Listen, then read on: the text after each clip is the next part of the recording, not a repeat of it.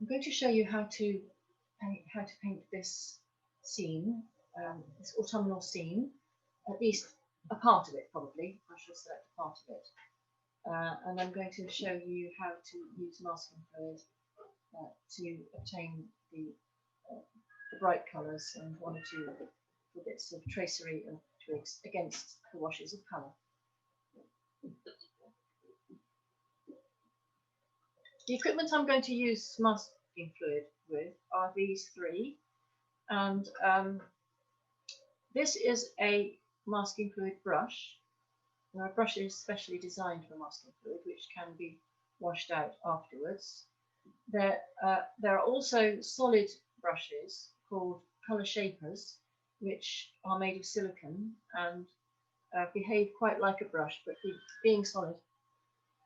So the silicone brush is a solid wedge of silicone, but it behaves a lot like a brush because it's nice and pliable. It's easily cleaned. And this is a ruling pen, which has a little wheel on the one side, and the two prongs can be altered to be very fine or to be wider apart. So if you want a fine line, you keep them almost touching, and the space between acts as a reservoir. So that's really useful for doing lovely long fine lines with masking fluid. The masking fluid that I like to use is called Pebeo, and I like this masking fluid because it's blue tinted, and also it's a little bit thinner than some masking fluids, and so it applies more easily.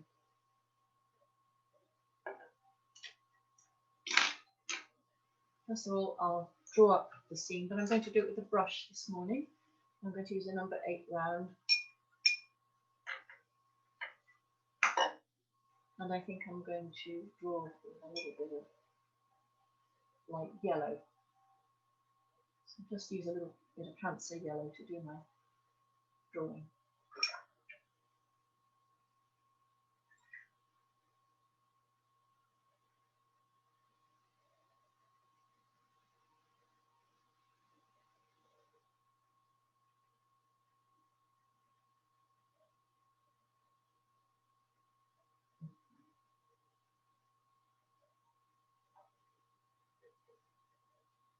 If you prefer to use a pencil, that's entirely up to you. Obviously, one can use either. I'm just going to use the yellow, which will probably disappear as I put the washes on. I'm just going to concentrate on the centre part of the painting, of the photograph.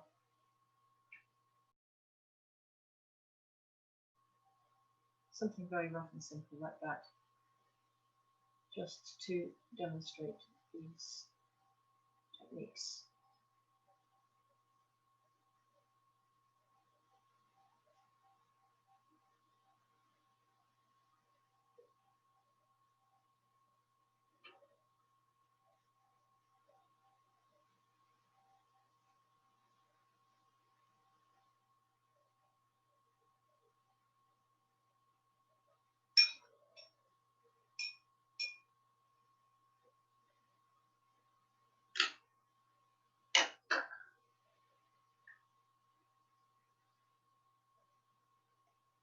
I think that you may want to do a lot more drawing than I'm going to do, so that you know where you want to put the masking fluid. I'm going to go straight in with it and treat this like a kind of a sketch. So my approach will be kind of quite free.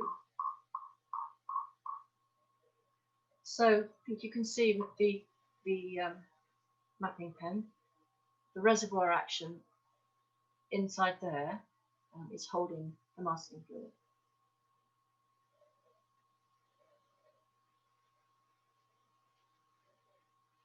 I'm going to put in some branches overhanging the hedge. I might just make a little bit more of them to show you the action of the masking fluid.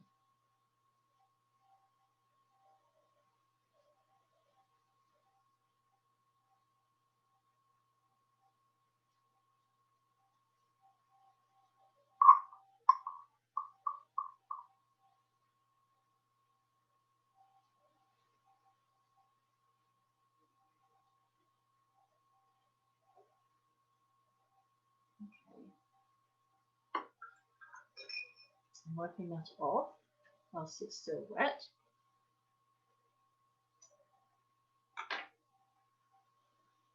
And I'm going to continue with my silicone brush.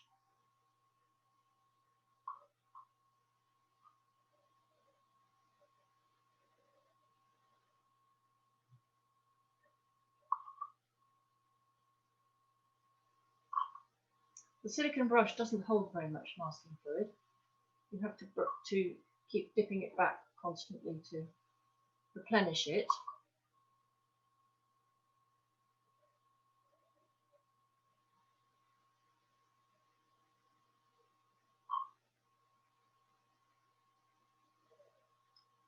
And I'm not going to do every leaf, I'm just going to have a glittering of brighter leaves and perhaps this patch of larger leaves.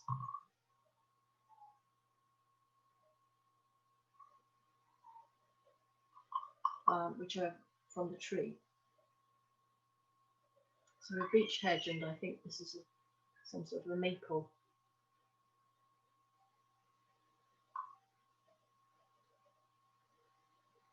So I'm trying to adjust my mark making to try to describe the sort of texture and the colour, the shape of these leaves. And I'm looking at the grouping of them as well, and little groups of colour along the branch, along a particular branch. So just trying to get that sense of those shapes, patterns of the clumps of leaves and the leaves themselves, which I can see. I can see individual leaf shapes quite clearly because they're quite close to me.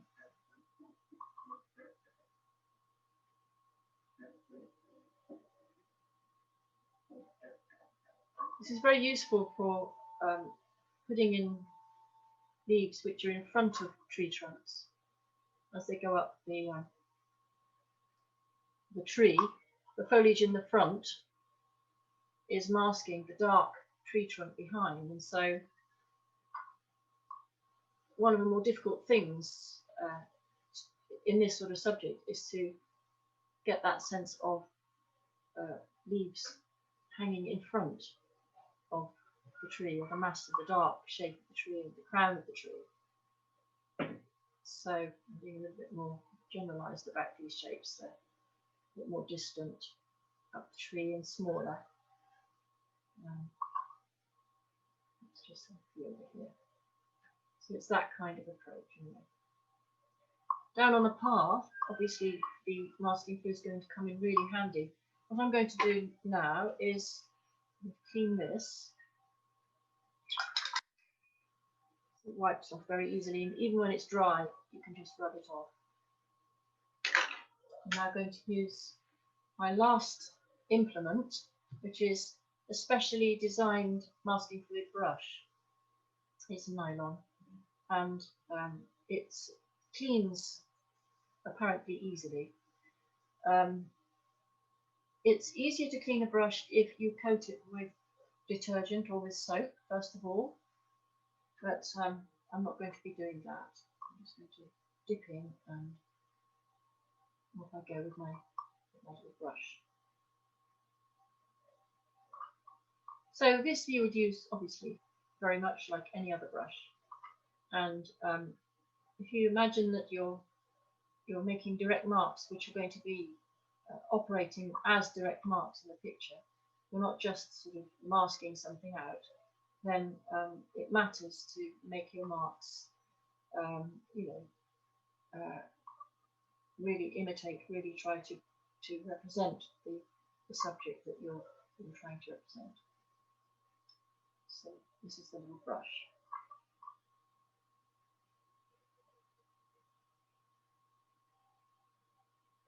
So we'll see how these three different things perform. I'm now wiping out my brush, washing it out in water and cleaning it. Seems to be reasonably clean.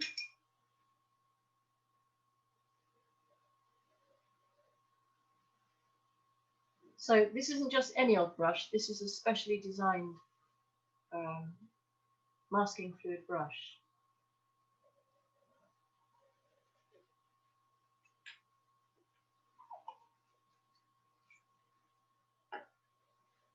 The next thing is to dry this, or to allow it to dry. Ideally it should dry naturally. The reason for that is that if it's dried with a hairdryer, it can get very hot and get baked on, and it's harder to remove, and it may even tear the paper a little bit, especially this soft paper which I'm demoing on, which is Bockingford paper, which is it's softer than most other watercolour papers. But I'm going to use a hairdryer this morning for the sake of the demo.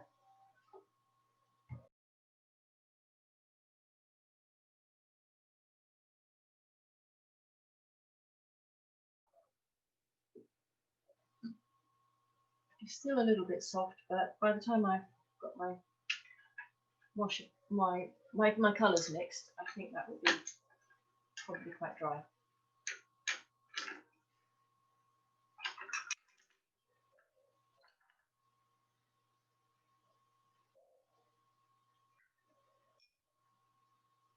Yes, I think the first colour I'm going to mix is going to be the sky colour, and it's almost white, but I'm going to tint it just a little bit with a hint of ultramarine.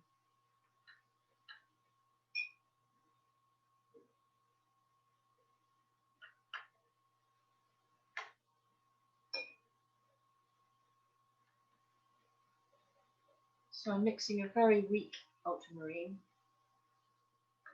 Let's test it.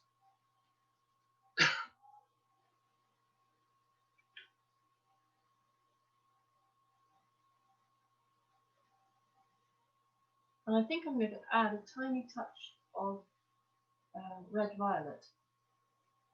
A little bit more. Yeah, that's nice enough. Okay, I might need a little bit more than that for the sky. So my red violet in my set, well, it's a quinacridone violet. If you haven't got red violet, you can use a little magenta or a little crimson. So that's my first wash. And I think before I mix the others, I'm going to apply that so that can be drying whilst I'm mixing the others. So I'm going to just apply that all over the sky area. I'm using my number 16 round.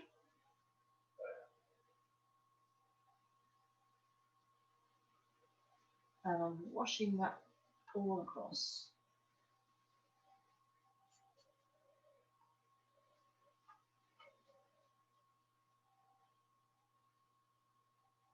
And even put it down here below the tree line to include those trees in the distance. Okay, so just leave that like that. Maybe this would be a nice underpainting also for anything I want to do down here. So let's just pop some of that in at the base, just as an underpainting, to perhaps start to unify the colours and spaces in the painting.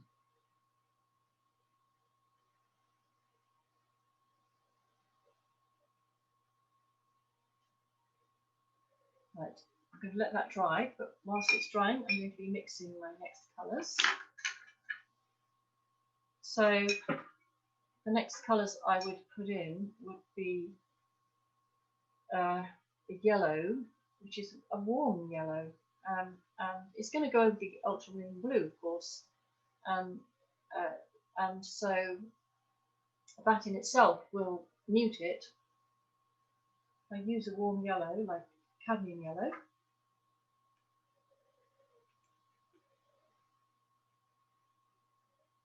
Just a little bit muted with brush. Stuff I have on the brush. I'm going to clean that and start again.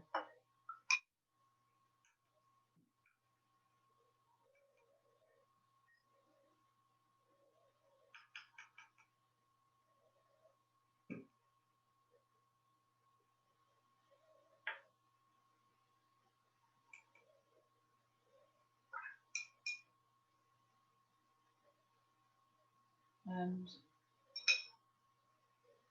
I'm going to perhaps also include some orange.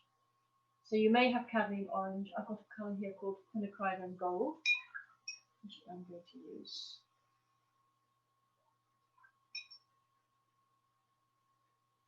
And while I'm mixing, I'm going to also mix the colour for the trunks of the tree, which is quite almost a kind of mauvish brown. Well, I could go for one of my browns. I could go for umber.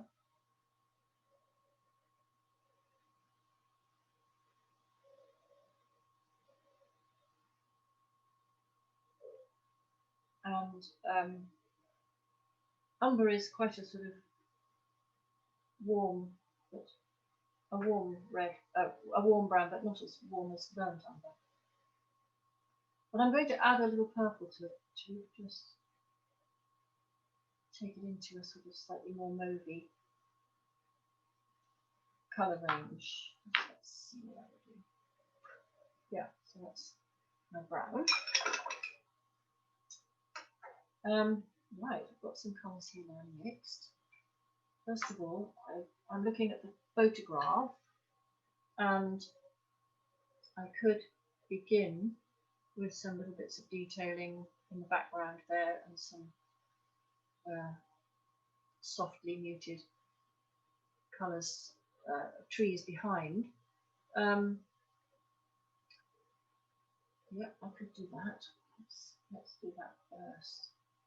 So a sort of umber with a little bit of Hooker's green, I think, something like that. Right, thin wash of that to start with. Maybe just through here.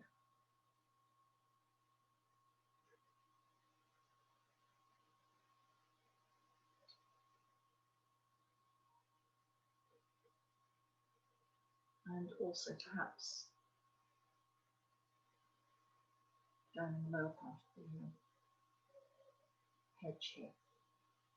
I'm going to have to, when I'm working with the darker colours down here, I'm going to have to let my brush dance to leave white paper showing, where I'm later going to put the colour.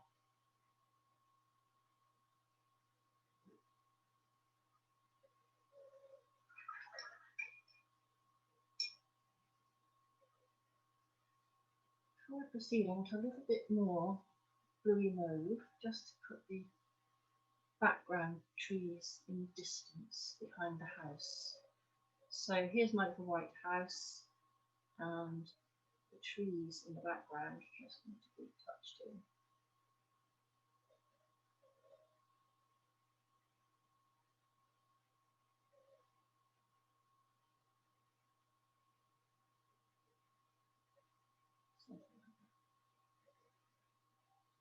Profile very soft.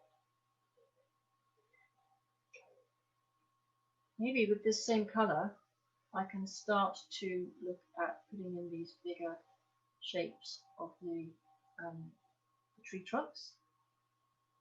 This is a greyish mauve, which I've mixed with ultramarine and a little touch of umber.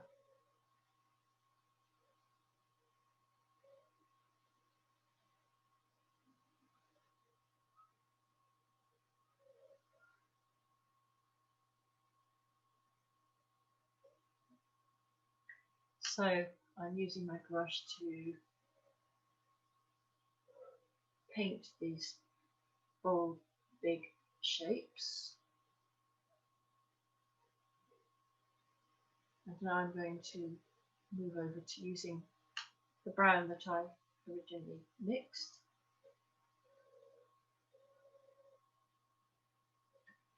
And I can dash some of that into what I've done already. And then I can continue to use this. And I may even want a thinner brush, but let's come to that in a minute. So with my brush, I'm trying to just describe the zigzagging nature of the trees.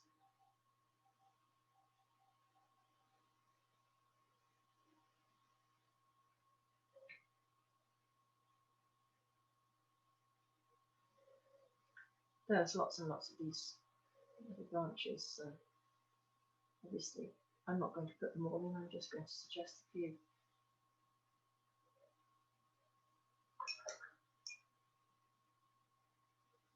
I think for now I'll leave that like that. I'm going to now look at my yellows.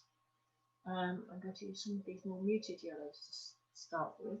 I'm going to put some down on the beech hedge, some of this colour.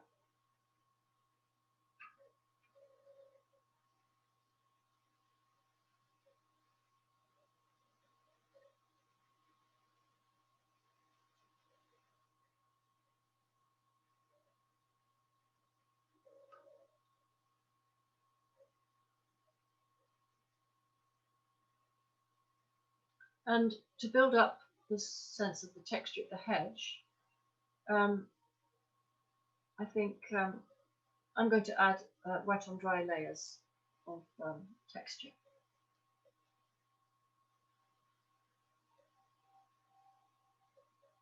I'm also going to use this muted yellow to add more leaves in behind.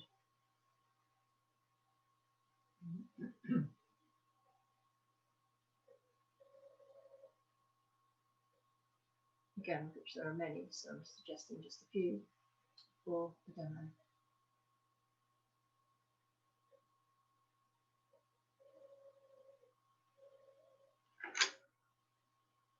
I could use yellow ochre. Let's try some of that. There are a number of different shades of yellow here, so I think it's worth playing around and experimenting with some different ones. There's a little variety going. Remembering that when I take my masking fluid off, those are going to be the brightest patches of colour.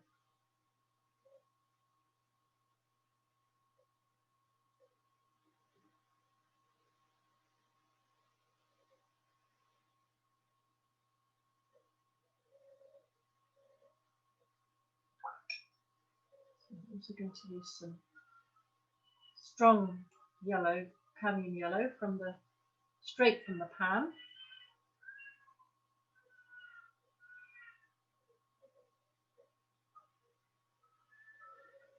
Sense of additional sunlight.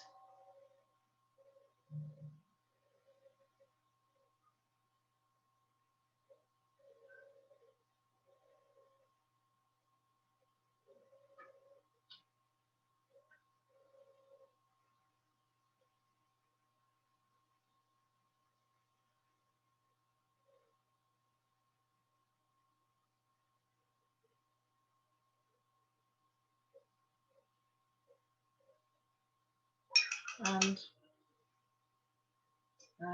some cadmium orange.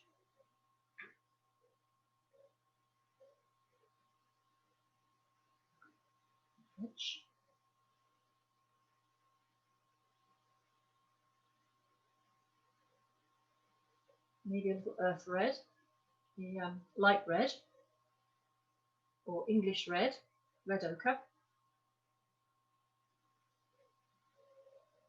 So these colours can be laid into one another and or wet into what, damp wet into wet, and also wet on dry for a sharper effect.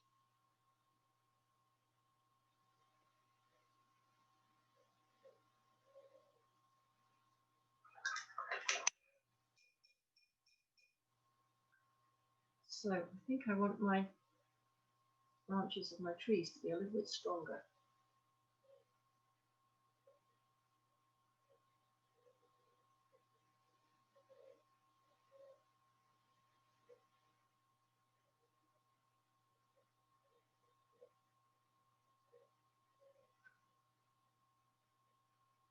And there are some very delicate ones which I could use a rigger for. The rigger is a very fine brush with long hairs. Like that. That's my rigger number 2.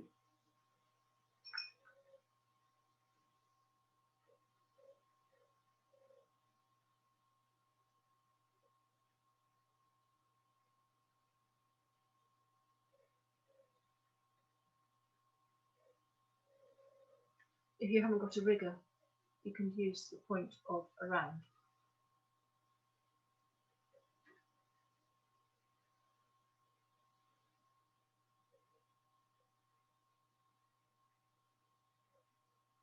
So it's like trying to paint an explosion tree. So much happening within it. Okay. I'm going to dry this off with a hairdryer now so that I can do the next layer of colour.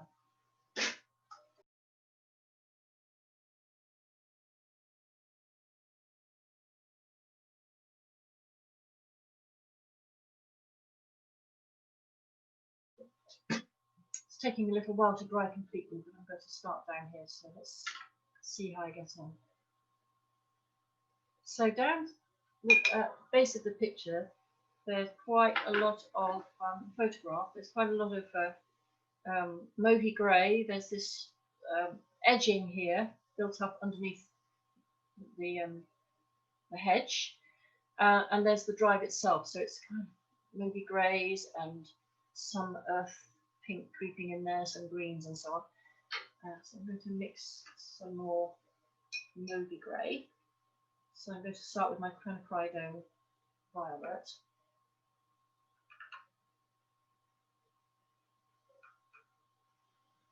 And I'm going to add some yellow ochre.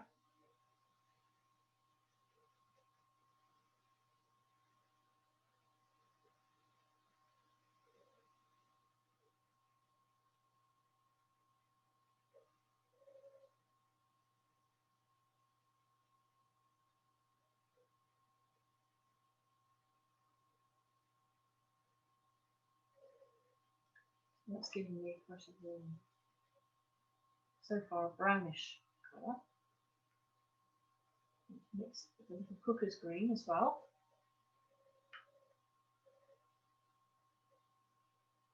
Give me a grey green.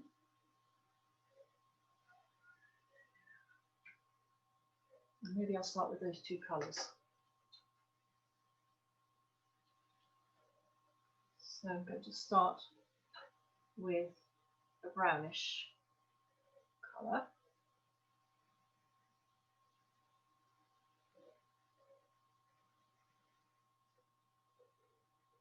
Tucking it up underneath the hedge.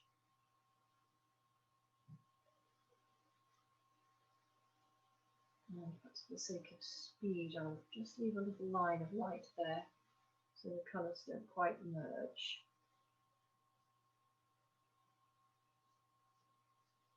You can start to see where the masking fluid is.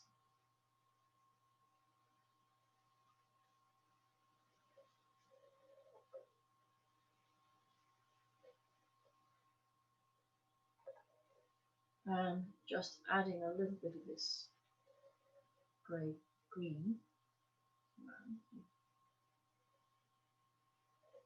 to differentiate the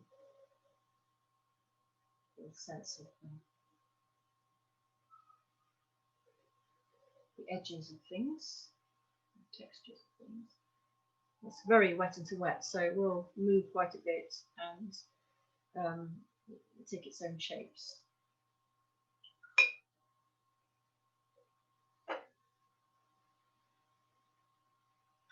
while that's drying, perhaps I'll just touch in a little bit of green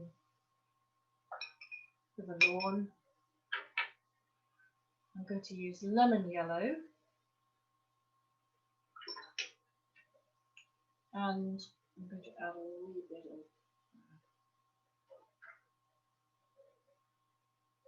Indanthrene blue.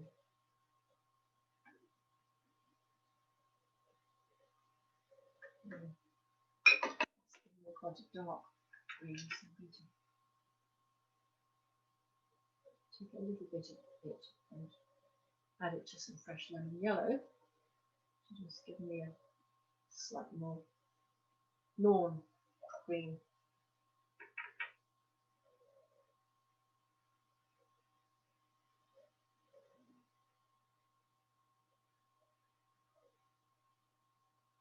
So I don't mind if that edge softens and blurs. There's quite a lot of dead leaves on the grass there, and that will help to give a sense of the merging of the lawn with the drive at that point.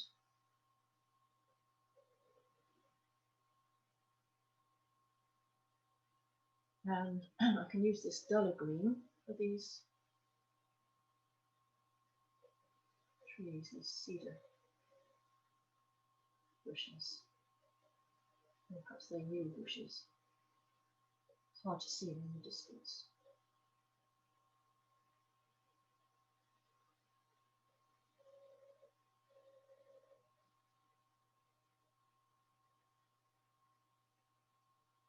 I'm using some of the dark purple I mixed earlier just to add some shade there.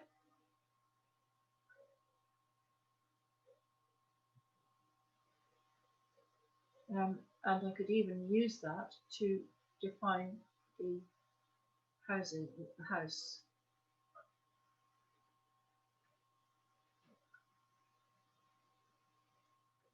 Using a large brush, but you might want to swap to a small one.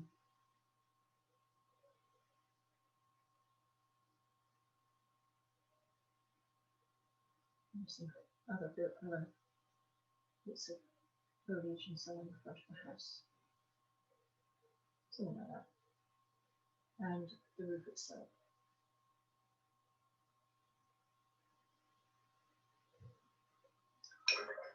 It's a bit approximate, but it just gives the idea. So, I rather like this edge of red fallen leaves here.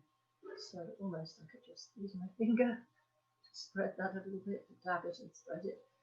A bit unorthodox, but I can just use a brush too.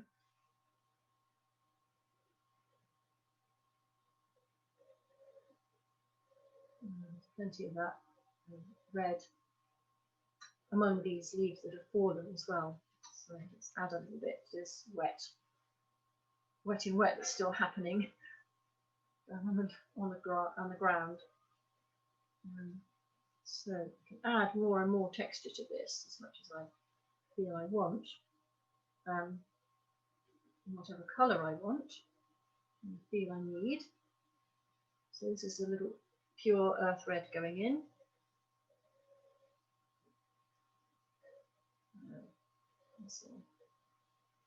So what I want to do is cover up all the areas where I use the masking fluid. So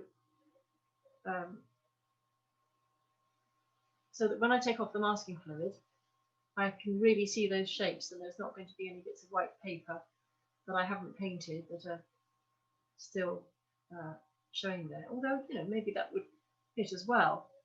It wouldn't necessarily matter, but just for the sake of this demo, I want you to be able to see when I take that off what the effect is going to be. So now I need to thoroughly dry this piece of work.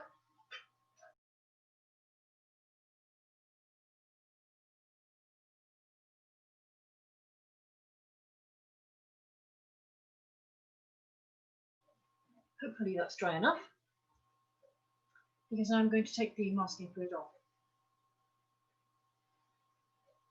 So I'm taking it off with a very gentle circular motion with the pad of my finger.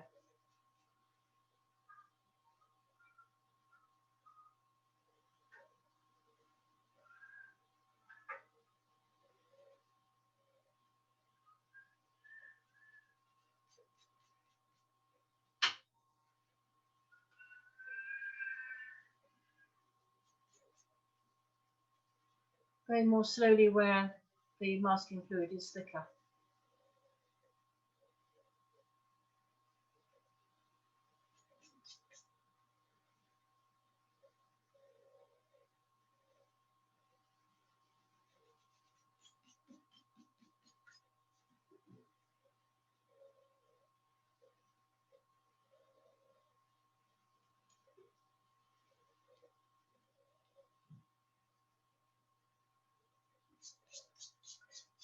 The paint really does need to be dry for this, otherwise you are going to smudge it.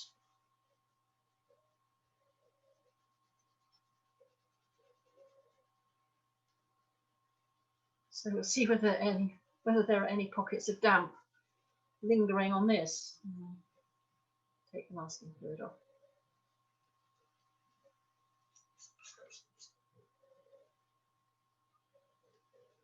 So as I say, this is a case of do as I say, not as I do. It's better to try to let the masking fluid dry naturally. Obviously, you can use a hairdryer to speed it up, but just with the caution that don't overheat it if you can avoid that, because it's especially if it's covering a large area of paper, you run the risk of tearing that. And also it's best taken off the same day that it's put on. I've noticed that if I leave it for a few days and come back to it, the masking fluid has hardened or somehow adhered more strongly to the paper, and I run a stronger risk of damaging the paper when I take it off. So go gently with it, a little bit cautiously, especially on this quite soft surface of this Bockingford paper. More expensive watercolour papers have a tougher surface because they are more highly sized, and that makes them tougher altogether, and so this risk probably wouldn't exist if you were working on a more highly sized watercolour paper. But this lovely Bockingford is a good cheap paper for beginning to explore watercolour paper, and it's perfectly fine to try out this technique on it. So there we are. I have taken off my masking fluid, and I think I've taken it all off. You can usually feel there's a residue, there's a little residue there, rubbery stuff. It seems to be all right. So now I'm left with lots of little white spots, which I can then just tint in with whatever colour I would like to. So obviously in this case, I'm going to be using yellow. I'm going to use my fancy yellow, I think. Clean these. My reservoirs in my palette. Get some fancy yellow there. Nice, strong, warm yellow. And I can tint them leaf by leaf, or I can work more broadly and less carefully and take the consequences of that.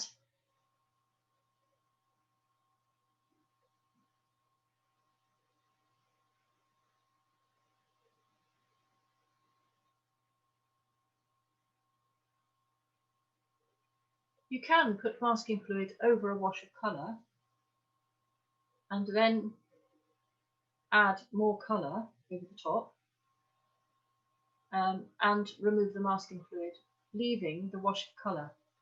This is something that you can do. However, the masking fluid will remove some of that underneath layer of colour, so be ready for that. If you want to try that, you're welcome to do so. Just be warned, it will come out a little bit paler. So here I'm just touching in these little white specks.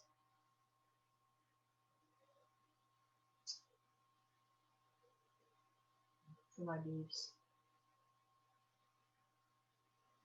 And getting a sense of sunlight. I might use a form of yellow down here, I might use cadmium yellow. Or even a little bit of orange.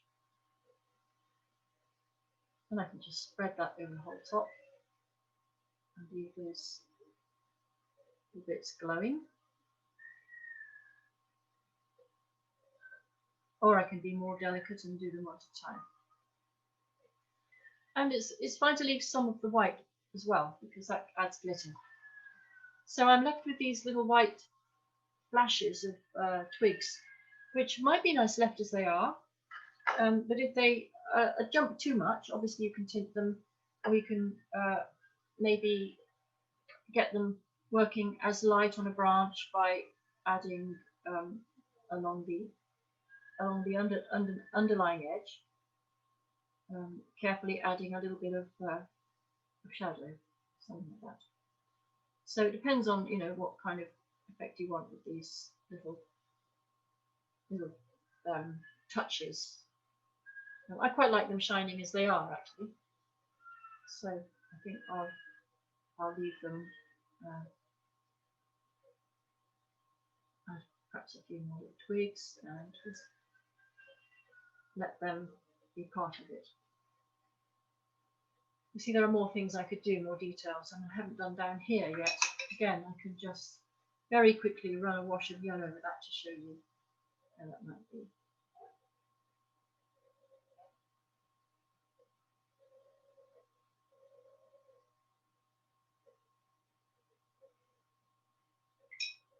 And it's not, as a painting, it's not finished yet, but I think as a demo, that does the job. So I'm going to leave it there.